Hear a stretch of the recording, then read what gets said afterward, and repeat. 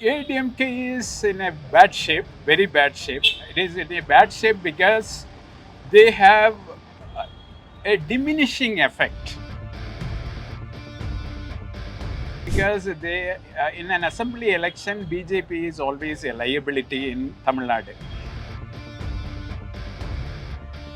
That is the challenge before Vijay. So he has to prove himself as worthy of having an alliance with. So this test, the 2026 assembly election, is going to be the litmus test for Vijay. Handshakes, hugs, and vanakkams. Tamil Nadu's politics is in churn mode. Ahead of 2026 assembly elections, alliance arithmetic is changing very rapidly in Tamil Nadu. The latest move made by DMDK is much discussed topic now. DMDK was in the ADMK-led NDA alliance, and now the party has shifted to DMK-led Secular Progressive Alliance. This change has added a fresh tint to the electoral puzzle. To decode more into the political arithmetic calculations and political signals, we are joined by political analyst Mr. Peer Mohammed. Hello sir, welcome to the show. DMDK, which was in the NDA alliance, ADMK-led NDA alliance so far, but now they have shifted to DMK's Secular Progressive Alliance. So what kind of, in practical terms, what kind of regional advantage can DMDK bring into this DMK alliance? It's a huge advantage for the Dravida Muneta Kalagam because, as we know, Vijay commanded about 10% of the electoral vote bank in Tamil Nadu, and that is a sizable vote bank. After the demise of Vijay some people are saying maybe that vote percentage may have come down to 8% or 7%, but nevertheless, it is a huge advantage for the DMK, which is on a winning streak for the last 7-8 years. Since the formation of a very formidable alliance with the Congress, the left, and MDMK, so they are on a very strong wicket.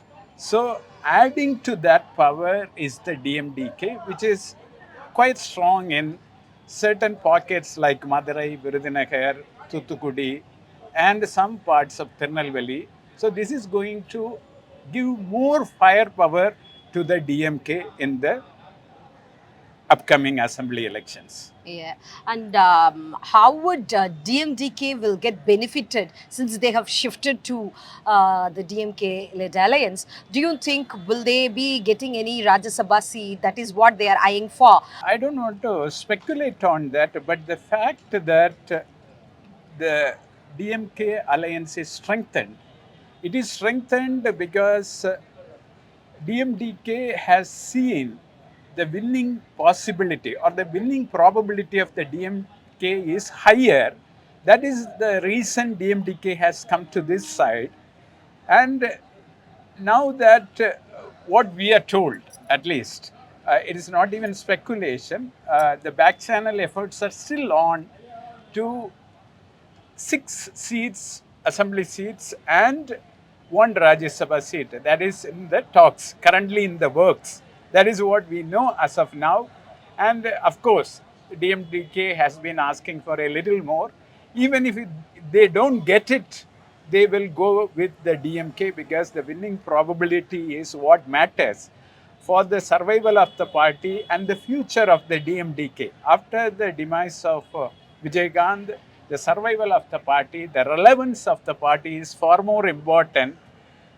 That is why they are looking at the winning possibility these elections. Okay, so how far this will impact the ADMK alliance? Actually, they were all together, and we could. There were many occasions where LK Sudesh, brother of Premalatha, was spotted in many public forums along with the NDA partners. But suddenly now they have shifted the camp. Yeah, AIADMK is in a bad shape, very bad shape. It is in a bad shape because they have a diminishing effect. Diminishing effect because they, in an assembly election, BJP is always a liability in Tamil Nadu. Looking at the historical political legacy of Tamil Nadu, BJP is a liability, number one. But they have won seats. Now they have over four MLAs in the assembly, and they are quite. They have spread in many grassroots level, and they have built the organization in all these years. Don't you think that would reflect, would help them to progress in this election and add value to the alliance? Yeah, the DMK is saying it very nicely. The rhetoric they have set is very nice and powerful. They are saying it is about Delhi and Tamil Nadu. Are you going to vote for Delhi, which is crushing Tamil Nadu, or are you going to vote for Tamil Nadu? Tamil Nadu is united against Delhi because Delhi has a fascist power now. So the narrative is set already.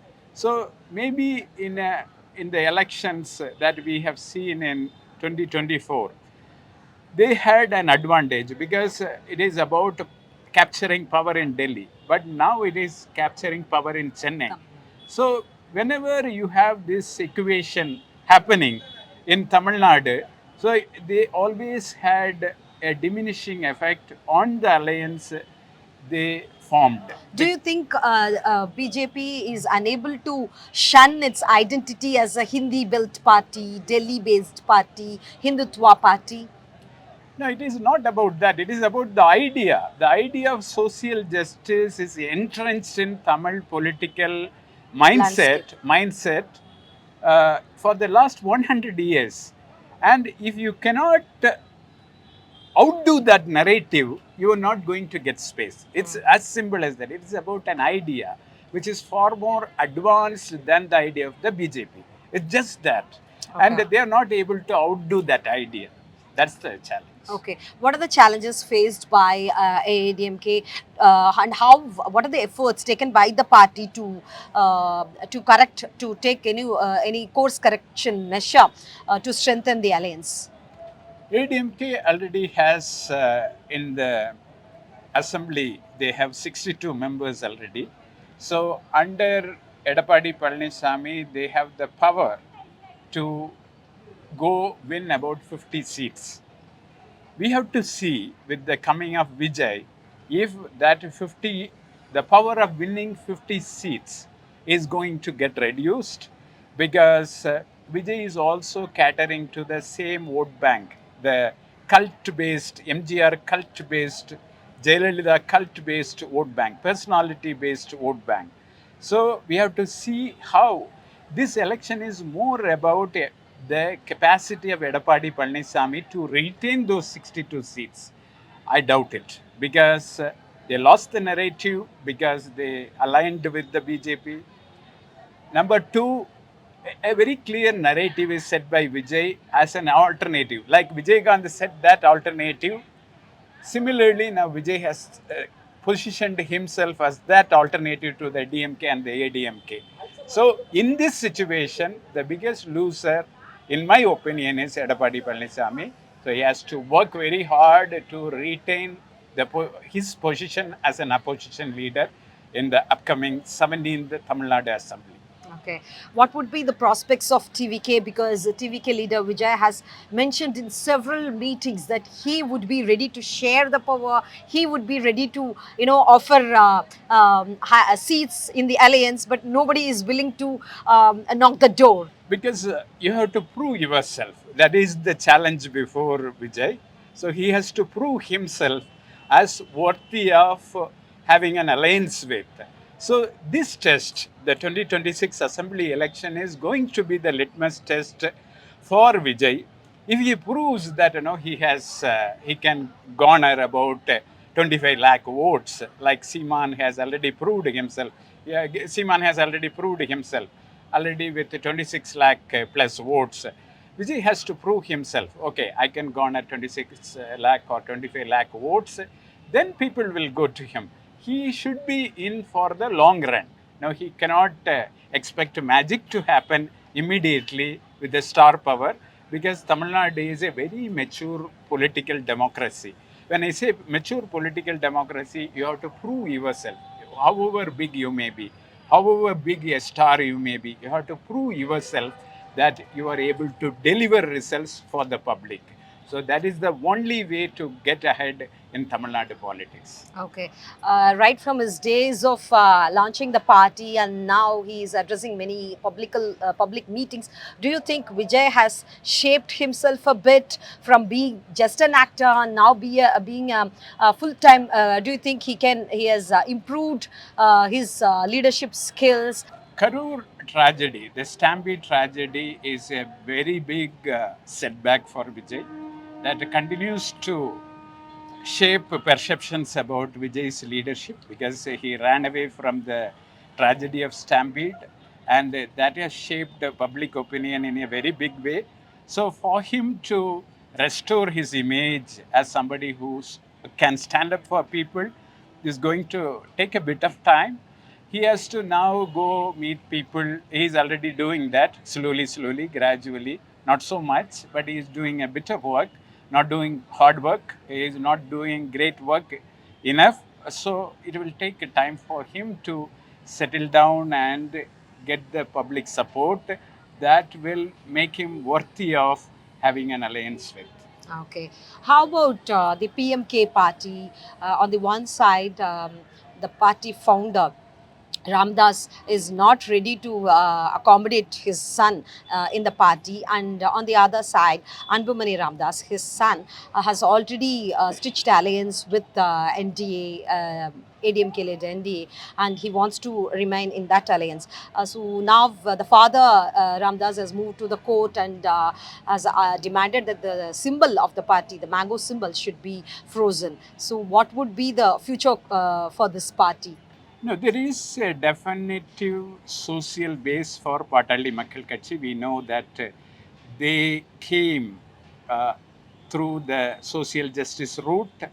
They expanded the conversations about social justice. That is how they came into the political landscape of Tamil Nadu. So, for them to advance that narrative, they need to reimagine their party now. For them to reimagine their party, for them to reimagine their space in the Tamil political landscape, they have to do a lot of work, which is not happening now. One is the age factor of the founder of the party. Number two, the current ongoing controversy between father and son, and they are not able to find some kind of consensus about where to go, to whom they can form an alliance with. On that issue itself, they have differences, huge differences, and they are not able to resolve those differences. But that is not going to diminish the original social base. But electoral base, yes, it is diminishing their electoral base. They will not be able to reach out to new audiences. They will not be reach out to new vote banks. They are not able to expand their uh, support base. So that is a real crisis for a political party like Patali Makkal Katchi. I think they will find a way out after the elections are over. Okay. So how about O Pannirselvam? He came out of he was shunted out from AIADMK, and he started his own faction. Even some of his supporters, they switched. He might feel left out even by his supporters. Do you think will DMK welcome him? Will it be a promising place for OPS?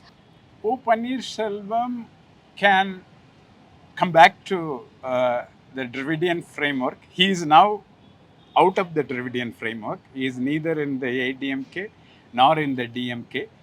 There is a possibility that he can come into the mainstream Dravidian framework, political framework, by joining hands with Stalin. He has appreciated the good work, the good governance of MK Stalin, because MK Stalin has delivered.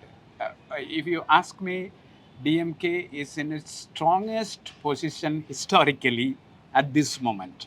So, this moment can be galvanized by several players, including O Pannirselvam, because he is now a nowhere man.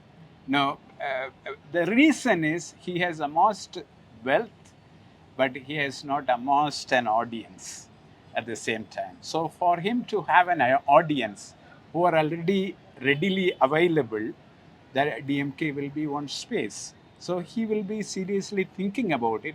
He cannot wait for Edappadi Palaniswami to go out of politics, to go out of the political picture, because Edappadi Palaniswami has entrenched his position in the AIADMK. He has somehow found his niche. At least he is keeping his position as a leader of the opposition, and he continues to do hard work. So for O. Pannirselvan to find a space in the larger political framework, the only option he has currently is come to Stalin and be a part of the DMK itself.